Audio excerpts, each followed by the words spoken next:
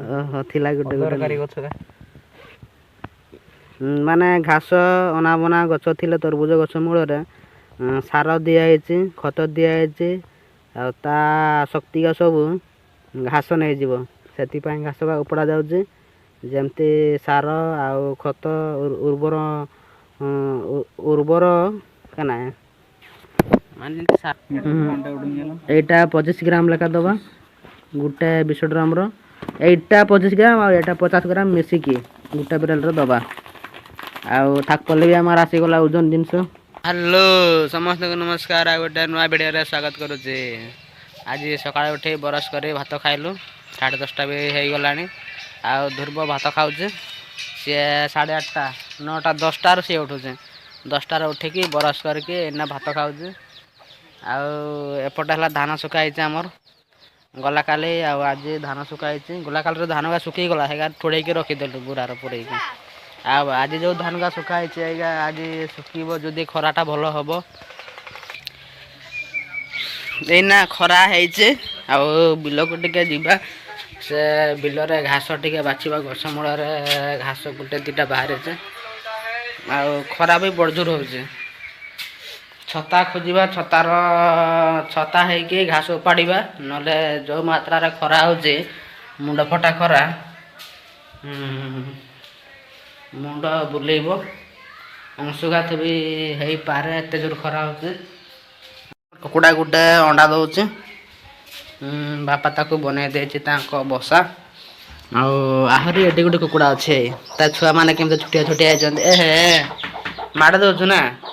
ହାଁ ଆନା ଟିକେ ଧରିମି ଆନା। ଏ ହେ ଛୋଟିଆ ଛୋଟିଆ ଅଛନ୍ତି। ଭଲକି ବି ବଢ଼ି ନାହାନ୍ତି, ଚାଲି ପାରୁନାହାନ୍ତି। ଆଉ ଆମର ଛତା ଫାଇନାଲ ପାଇଲେ ଗୋଟେ। ଆହୁରି ଦିଟା କେପଟେ ଅଛି। ହେଇଟା ଗୋଟେ ପାଇଲି, ହେଇଟା ଗୋଟେ, ଏଇଠି ବି ଗୋଟେ ହେଇ ଧାଡ଼ି ଆମର ଅଣ୍ଡା ଦେଉଛି। ଏଇଟା କିଛି କରୁନି, ତୁ ଦେରିକି ରହ ହେଲା। ଏମାନେ ଡରୁଛନ୍ତି କୁକୁଡ଼ା ଛୁଆମାନେ। ତା ମାଆ କହୁଛନ୍ତି ଛୁଆମାନଙ୍କୁ ନେବ କିସ କରିବ। 3ଟା ଛତା ପାଇଲୁ। ଆଉ ମୁଁ ଧ୍ରୁବ ଆଉ ଲକ୍ଷ୍ମୀ ସିଂ ଯିବ ସକାଳେ କହୁଥିଲା ଯିବ ବୋଲି। ଝାନ୍ସିର ବି ଆମ କୁକୁଡ଼ା ଛୁଆ ଅଛନ୍ତି। ହେଇ ଏମାନେ ଟିକେ ବଳି ଯାଇଛନ୍ତି। ଡର ଲାଗୁଛି।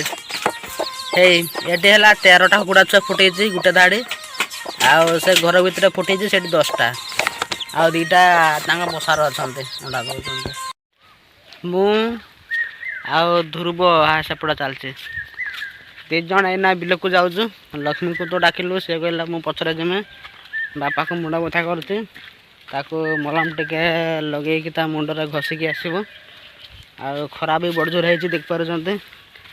ଏଇଟା ତ ଆରମ୍ଭ ମାତ୍ର। 12ଟା ଗୋଟେ ବେଳକୁ ଆହୁରି ଖରା ହେବ। ଗୋଟେ ମିନିଟ୍ ବି ରହିହେବନି ବିଲର। ମାଟି ବି ବଡ଼ ଜୋର ତାତି ଯାଉଛି, ଏତେ ମାତ୍ରାରେ ଖରା ହେଉଛି। ଧ୍ରୁବ ଆଉ ଲକ୍ଷ୍ମୀ ଆମର ଘାସ ପାଉଛନ୍ତି ତରଭୁଜ ମୂଳରୁ। ଆଉ ଏଇନା ମୁଁ ଉପାଡ଼ିମି ଘାସ। ଧ୍ରୁବ କେମିତି ଘାସ ଉପାଡ଼ୁଛ ଟିକେ ଦେଖିବା।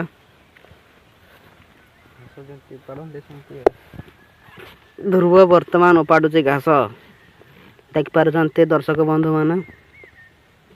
ଘାସ ତ ନାହିଁ କିସ ଉଠଉଛୁ?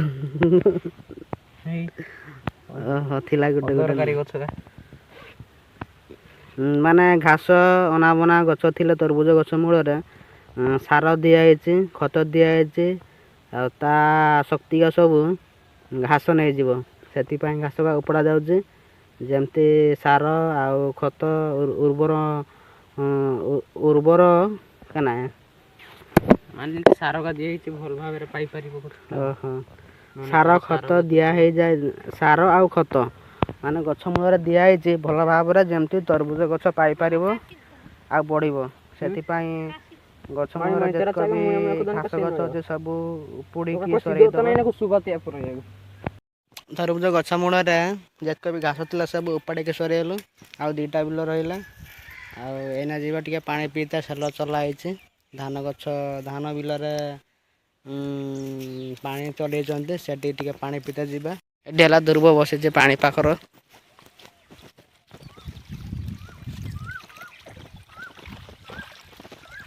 କ'ଣ କ'ଣ ଚାଷ କରିଛନ୍ତି ଏଇଠି ବହୁତ ଛୋଟିଆ ଛୋଟିଆ ମନ୍ଦା ଖୋଳିଛନ୍ତି ଜାଗାରେ। ଏଇଟା ହେଲା ଧ୍ରୁବ ଦେଖିପାରୁଛନ୍ତି ଧୋଇ ସାରିଲା ଗୋଡ଼ ହାତ ଧୋଇ ସାରିନି ଚପଲ ଧୋଇ ସାରିଛେ ତାପରେ ଗୋଡ଼ ହାତ ପାଣି ପାଣି ମୁହଁ ଧୋଇକି ଯିବ ତାପରେ ସେପଟେ ଲକ୍ଷ୍ମୀ ଧୋଉଛନ୍ତି ଗୋଡ଼ ହାତ ଆଉ ଧୋଇ ସାରିଲେ ମୁଁ ଗୋଡ଼ ହାତ ଧୋଇ ମୋ ଗୋଡ଼ ହାତ ତ ପୁରା କେମିତି ହେଇଛି କାଦର ଚାଲୁଥିଲେ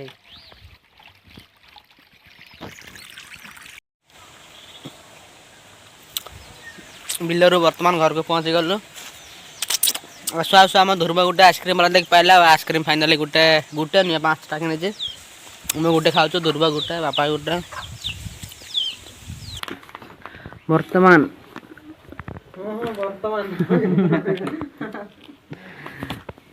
ଯିବା ବିଷ ଦେଇଦେ ଆଉ ଏଟା ହେଲା 40 max MP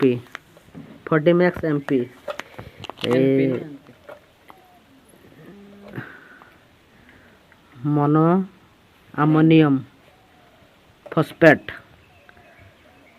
ଏଟା ହେଲା ଦବା 50 ଗ୍ରାମ ଲେଖା ଗୋଟେ ବିଷ ଡ୍ରମର 50 ml ଲେଖା ଦବା 50 ଗ୍ରାମ ଲେଖା ଦବା ଆଉ ଏଇ 25 ml ମୋବିଲ ଖୋଳ ଭଳିଆ ଦେଖାଯାଉଛି ଏଟା ଗୋଟେ ପ୍ରୋଟିନ୍ ତରଭୁଜ ଗଛର ଏଇଟା ହେଲା ଗୋଲ୍ଡ ସୁପର ପଲୁଇନ ଗୋଲ୍ଡ ସୁପର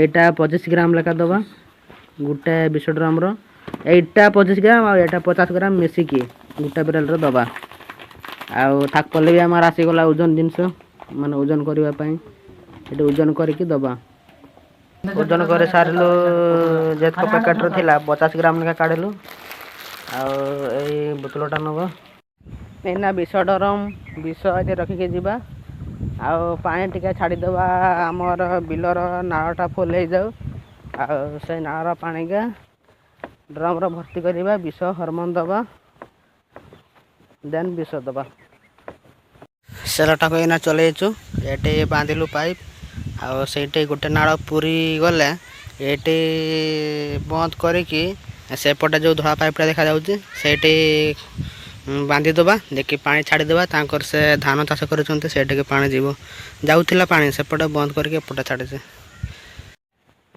ନାଳ ଆମର ଫୁଲ ହେଇଗଲା ଆଉ ଏଇନା ବିଷ ଡ୍ରମର ଭାଇ ପୁରଉଛନ୍ତି ପାଣି ଆଉ ବିଷ ସେଠି ଭର୍ତ୍ତି କରିଦେବା ସେଠି ଭର୍ତ୍ତି କରୁଛନ୍ତି ଆଉ ମୁଁ ବିଷ ଡ୍ରମ ଧରିକି ସ୍ପ୍ରେ କରିବି ସବୁ ବିଲ ସବୁ ନୁହେଁ କେତେଟା ଦେଖାଯାଉଛି ବଡ଼ ବଡ଼ ହେଇଛି ଗଛ ସେତକ ବିଲର ଗଛ ସବୁ ସ୍ପ୍ରେ କରିବେ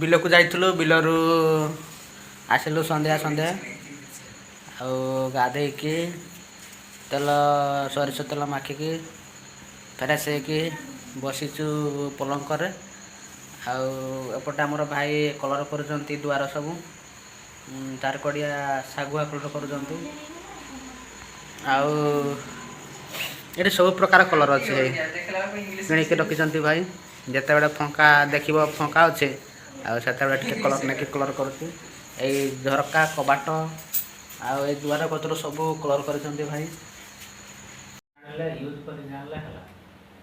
ଏଇଟା ହେଲା ଆମର ପୁରୀ ତିଆରି କରିଛନ୍ତି ଭାଉଜ ଆଉ ଯେହେତୁ ଆମର କୁଟା ଘରେ ବିଲେଇ ଆସୁଛନ୍ତି ଖାଇଦେବେ କ'ଣ କରିବେ ସେଥିପାଇଁ ଟିକେ ଆଣିକି ରଖିଛନ୍ତି ଆଉ ଖାଇବା ଗୋଟେ କେମିତି ଲାଗୁଛି ଡାଲି ତରକାରୀ ଦରକାର ହେଉଥିଲା ଡାଲି ତରକାରୀ ତାଙ୍କର ଖାଇଲେ ଗୁଡ଼ିଏ ବହୁତ ବଢ଼ିଆ ଲାଗିବ ମୁଁ ଡାଲି ତରକାରୀ କହିଲା ବେଳକୁ ଧ୍ରୁବ କହୁଛୁ ଡାଲି ତରକାରୀ ଧ୍ରୁବର ହେଉଛୁ କାନର ୟୁଆର ପଶିଛନ୍ତି ସେଥିପାଇଁ ଭଲକି ଶୁଣି ପାରୁନାହାନ୍ତି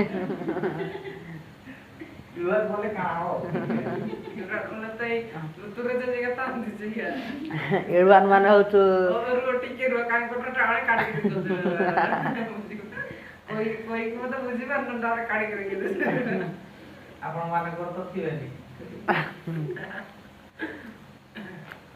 ଏଗୁଡ଼ା ମାନେ ହଉଛୁ ରାତିରେ ଯେ ଶୁଅନ୍ତି ଖଟରେ ମାନେ ବହୁତ ଦୂର ନିଦ ଆସିଥାଏ ପୁରା ଘର ନିଦରେ ଶୋଇଥାନ୍ତି ଲୋକମାନେ ମୁଁ ବି ଆଉ ଖଟରେ ଯେତକ ଥାଆନ୍ତି ପୋକଗା ସେ ପୋକଗା ଆସିକି କାନ ଭିତରେ ପଶିଯାଆନ୍ତି ଆଉ ଜଣା ପଡ଼େନି ମାନେ କେତେବେଳେ ପଶି ଯାଇଥାନ୍ତି ଆଉ ସକାଳ ହେଲେ ଉଠିକି ମାନେ ଜଣା ଯାଏନି କାନରେ ଅଛନ୍ତି ବୋଲି ଆଉ ଯେତେବେଳେ ମାନେ ବୁଳୁଙ୍ଗ ବୁଳୁଙ୍ଗ କରିବେ ମାନେ ଚାଲି ବୁଲି କରିବେ ଚଲାବୁଲା କରିବେ ଯେତେବେଳେ କାନ ଭିତରେ